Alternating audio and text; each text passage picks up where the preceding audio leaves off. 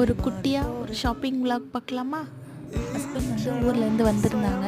நாத்தனார் அவங்க வந்திருக்காங்கன்னு சொன்னேன் இல்லையா, அவங்க வரும்போது ட்ரெஸ் எதுவுமே கொண்டு வரலை அவங்களுக்கு. ஸோ அதனால் ட்ரெஸ் எடுக்கலாம் அப்படின்ற மாதிரி தான் போயிருந்தோம். அது மட்டும் இல்லாமல் சும்மா கேஷுவலாக போய் ஜஸ்ட் பார்த்துட்டு மட்டும் வரலாம் அப்படின்னு சொல்லி தான் போயிருந்தோம். அங்கே பார்த்திங்கன்னா சம்மர் ஆஃபரும் வேறு போட்டிருந்தாங்க.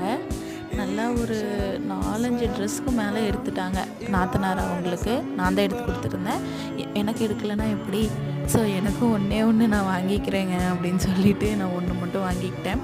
ஆனால் கடைக்குள்ளே போகும்போது நான் எனக்கெலாம் வாங்கிக்க மாட்டேன் அப்படின்னு சொல்லி தான் போனேன். ஆனால் எனக்கும் ஒன்று வாங்கிக்கிட்டேன். தென் ஷாப்பிங்லாம் முடிச்சுட்டு பில்லாம் பே பண்ணிவிட்டேன். வீட்டுக்கு வரும்போதே பார்த்திங்கன்னா 8 ஆகிடுச்சு. வந்துட்டு நல்லபடியாக சாப்பிட்டாச்சு. நம்ம வீட்டு பக்கத்துலேயே ஏதோ கோவில் ஃபங்க்ஷன் போல், ஆனால் அது நமக்கு தெரியாது. பெருமாள் கோவிலில் பார்த்திங்கன்னா மார்னிங்லேருந்து இல்லை, திடீர்னு பார்த்திங்கன்னா நைட்